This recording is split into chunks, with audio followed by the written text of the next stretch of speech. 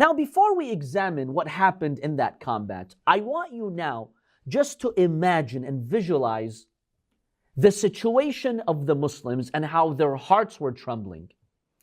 Number one, remember that the enemies were 4,000 from Quraysh. Quraysh only had 300 horses and some 1,500 camels. Put all the mushrikeen and their aides on the other side of the trench, they were at 10,000. And how many were the Muslims? About 1,000. So now you're 1,000 being faced with how many? 10,000. Imagine that in itself casting terror in the hearts of the Muslims. Number two, from the inside, Bani Qurayzah, the Jewish tribe, had broken the treaty. Remember from our previous class? They broke the treaty and they were intent on making a surprise attack from within Medina. So now you are surrounded by 10,000 people from the outside, and from the inside, you have a strong Jewish tribe that's committed treason by ripping apart the treaty with the Prophet ﷺ, and they were intent on killing the Muslims or doing something despicable. So imagine the Muslims in that state. Salama in one hadith narrates, she states, I witnessed with Rasulullah ﷺ a number of battles. Muraysi, Khaybar, Hudaybiyah, the conquest of Mecca, Hunayn. But I did not see the Prophet more overwhelmed and the Muslims more frightened than I saw them at the Battle of Khandaq. So she's testifying that this was the most frightening battle that the Muslims had to go through. Because just imagine the scene right here. Jabir ibn Abdullah al-Ansari, he states, our fear for our women and children in Medina from an attack by the Jewish tribe was greater than facing the enemy. Because remember, the Muslim women and children were kept safe in the forts of Medina inside.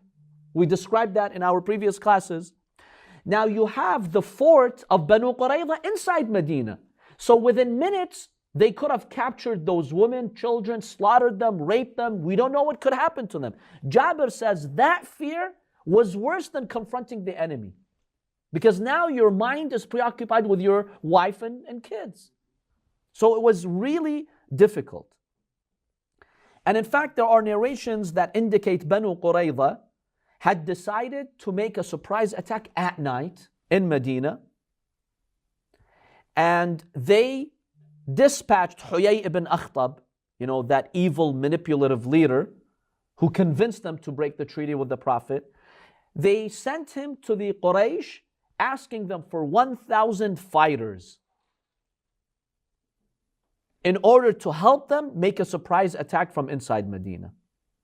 When the Prophet is informed of that, he dispatched 200 Muslims to go and guard Medina to make sure that they don't have a window to make that surprise attack. So the Muslims were in a lot of fear, but the pagans were partying. One historical narration, narrated by Ibn Shahr Ashub, states that they were drinking, they had singers singing for them, and they were dancing and partying on the other side of the trench. Now, when you as a Muslim, you have that fear and you're shaking, and the other guy is partying, that even puts you in a more miserable situation. Like, these guys don't care, they feel so confident and strong. It's really scary.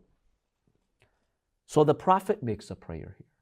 The hadith states, when the Prophet sees this miserable situation, he falls on his knees and he raises his hands in dua, and his tears fall from his eyes, and with a sad voice he states, Ya Sarikh al-Makrubi, O the one who responds to the distressed ones, Ya Mujib Da'wat al-Muftarrin, O the one who responds to the Muftar, the one who has no way out, Ikshif hammi wa karbi faqad tara hali, remove my distress, you see what I am going through. Very critical. I want you to visualize this cinematically. Remember, we mentioned what was the entire population of Medina. Remember from our previous classes? 3,000. You're confronted with 10,000. So imagine if you live in a city of 2 million, You have an army of 10 million surrounding you. And then from inside, there is an act of treason where the women and the children could get killed any minute and you will get eradicated. And there is no one on the face of the planet to help you. Imagine that. So the Prophet makes this prayer. Let's look at the Quran, how it describes this scene. Surah Al-Baqarah, verse 214. أَمْ حَسِبْتُمْ أَن تَدْخُلُوا الْجَنَّةَ وَلَمَّا يَأْتِكُمْ مَثَلُ الَّذِينَ خَلَوْا مِنْ قَبْلِكُمْ. Why is Allah trying the mu'mineen, the believers, the Muslims like that? The Quran states, do you suppose that you'll enter paradise untouched by the suffering endured by those who passed away before you? You think it's free to go to heaven? You will be tried. There is suffering. مَسَّتْهُمُ الْبَأْسَاءُ وَالضَّرَّاءُ. They were afflicted by misery and hardship, those previous nations, the mu'mineen. Until حَتَّى يَقُولَ الرَّسُولُ وَالَّذِينَ آمَنُوا مَعَهُ مَتَى نَصْرُ اللَّهِ. They were tried so hard, the previous nations, such that the prophet, their prophets, would say, Ya Allah, when are you going to give us victory? When? We don't have a way out. Imagine Musa. Picture the scene. Fir'aun and his massive army chasing them to the banks of the sea. So you have a huge army behind you, and in front of you there is a sea.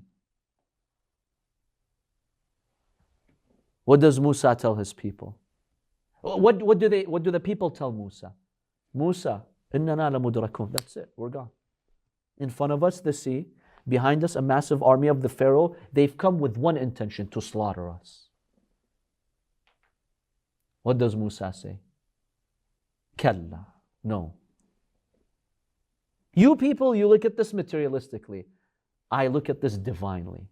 Inna ma'iya rabbi sayahdeen. I don't know what's going to happen, but I know Allah's with us. He will find a way out. And that's when Allah tells him, split the sea. So even the believers, they will be tried in certain moments in their lives where they will say, Ya Allah, when? When is the victory going to come? The whole world is against us. When is the victory going to come? In those moments, the victory will come. So the Quran is telling the people of Ahzab, the battle of the trench, you are being tried like previous nations. Then the Quran describes how they were surrounded by all sides at the battle of Khandaq. This is now Surah Al-Ahzab, verse 10. إِذْ جَاءُوكُم مِّن فَوْقِكُمْ وَمِنْ أَسْفَلَ مِنْكُمْ. They came from above you and from underneath you. Meaning on the one side, you have the evil pagans on the other side of the trench, 10,000, and from the inside you have Bani Qurayzah about to betray you. You're surrounded from all sides. وَإِذْ زَاغَتِ الْأَبْصَارِ. The Muslims were so shaken, these companions, their eyes couldn't see anymore.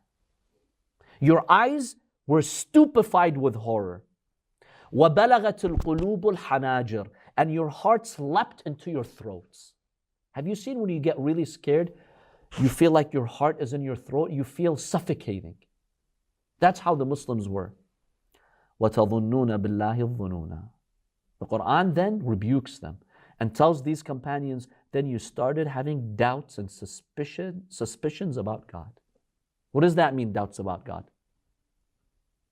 Why can't God say We're not going to win. All these promises are fake.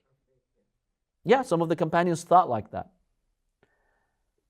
هُنَالِكَ ابْتُلِيَ الْمُؤْمِنُونَ. The Quran states, it is here that the mu'mineen, not these companions who had doubts, they're not fully mu'mineen. Yeah, they're Muslim, but they're not mu'min. The Quran states when the believers, the true ones, they saw 10,000 people on the other side, Bani Qurayzah committing treason. And the companions, these other Muslims, they're having doubts in God and they're suffocating. The mu'mineen who had no doubt in Allah, they're like, this is a tough trial.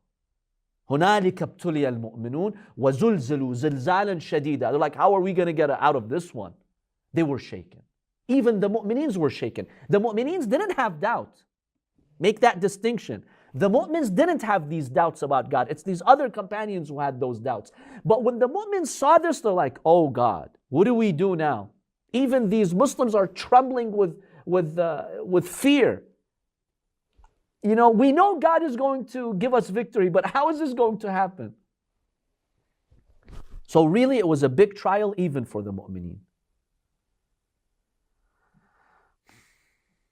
Otherwise, the believers had firm faith. Allah states in Surah Al-Ahzab, verse 22, وَلَمَّا رَأَى الْمُؤْمِنُونَ الْأَحْزَابِ When the true believers saw the parties at the Battle of the Trench, meaning the pagans, قَالُوا هَذَا مَا وَعَدَنَا اللَّهُ وَرَسُولُهُ Even though we're in a desperate situation, but we believe in the promise of Allah and His Messenger.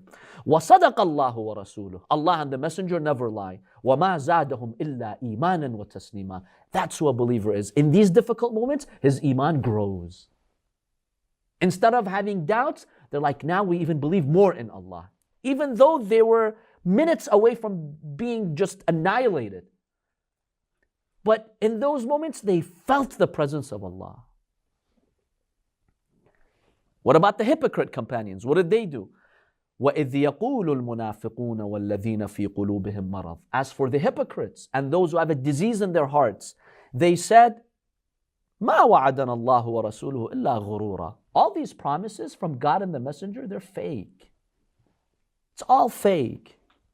وَإِذْ قَالَتْ طَائِفَةٌ مِّنْهُمْ Well then one group of the companions who are hypocrites, what did they say? يَا أَهْلَ يَثْرِبَ لَا مُقَامَ لَكُمْ فَارْجِعُوا وَيَسْتَأْذِنُ فَرِيقٌ مِّنْهُمُ النَّبِيِّ وَيَقُولُونَ إِنَّ بُيُوتَنَا عَوْرَةٌ وَمَا هِيَ بِعَوْرَةٍ إِن يُرِيدُونَ إِلَّا فِرَارًا When they saw that desperate situation, they're like, I'm not fighting here.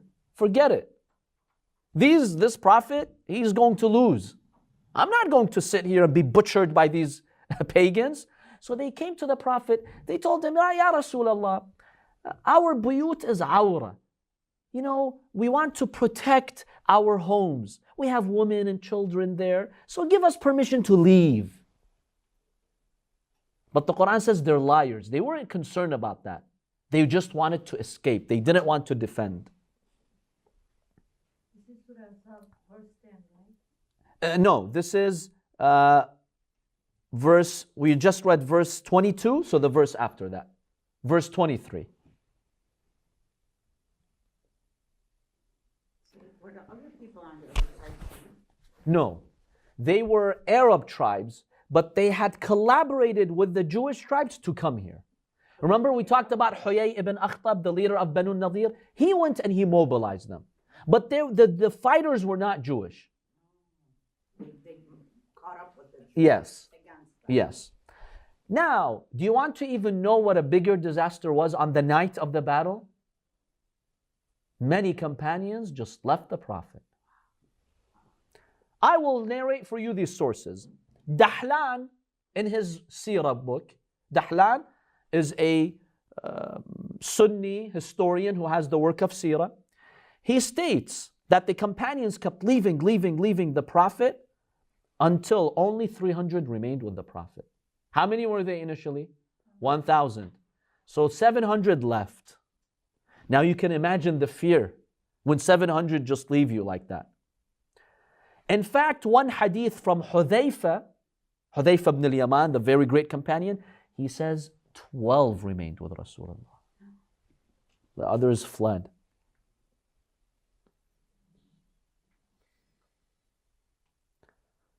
Another hadith in the tafsir of Qummi states that only a few remained. It's very sad. I will share now with you a hadith, my dear brothers and sisters, from Tabari. Tabari is a hardcore Sunni historian. You know what he says? I'll summarize to you what he says. He states, Aisha narrates this. Aisha was there during the Battle of Khandaq. She says, I was there. And basically, I saw Sa'd ibn Ma'ad, the great companion of the Prophet. And she has a conversation with him. After that, she says, I went to a corner. It was like maybe a small garden or corner somewhere there, where I found Umar ibn al-Khattab and Talha hiding, covering their faces. So I told them, what are you doing here? Umar kept rebuking me. Shame on you. Why did you come here? How dare you come here? Why did you come here? She says he shamed me so much until I really felt bad. And then Umar admitted that they had escaped and fled. Talha gets frustrated. He looks at Umar and he tells him, basically, why are you exposing us in front of her? Then he tries to fix it. He told her, we have come to escape for Allah. I don't know what that means. You guys can interpret that, what that means. I'm not going to give you my own analysis. But he basically tells her, look, because the Quran condemns those who run away from the battle. There are verses that really condemn them hard. So he says, we're not running away from the battle. We're running away for Allah, towards Allah. I don't know how that adds up. Another miserable thing happens right before the combat. Sa'd ibn Mu'adh, who was a very righteous companion of the Prophet, he gets shot. They shoot him with an arrow that lands on his arm and it cuts a main artery. So he begins to tremble and the blood is gushing from him. But Sa'd is a man full of iman. You know what Sa'd states? He says, "Oh Allah, I beg you to keep me now and not have me die, just so I can see how the enemies will be humiliated and how your Rasul will be given victory. And then I'll die." They say as soon as Sa'd made that dua, the blood stopped flowing. And subhanAllah, later after the battle of Khandaq, we'll see later, he dies from this injury. But he says, Ya Allah, just keep me right now. I want shahada. I want to be a martyr. فَاجْعَلْهَا لِي shahada. He specifically asked Allah for martyrdom. But please, let me just see how your Rasul achieves victory over these evil people. Look at the iman of this man. And then he was also close to Bani Qurayzah because he had historical ties with them. He's like, oh Allah, and I want to see how you're going to punish these evil members of Bani Qurayzah who committed treason like that. So please keep me, Allah, not now. The Prophet ordered for Sa'd ibn Mu'adh to be taken to the tent of Rafida in the mosque of Rasulullah sallallahu alaihi wasallam. Rafida was a nurse, basically. She had set up a tent inside the masjid of the Prophet to treat the wounded. So the Prophet said, take Sa'd, now that he's been shot, take him to that tent, let her treat him. And subhanAllah, we see these great women also helping in any capacity that they can to support the Prophet and the Muslims. Tafsir al-Qumi narrates the Prophet himself also helped him, with his injuries.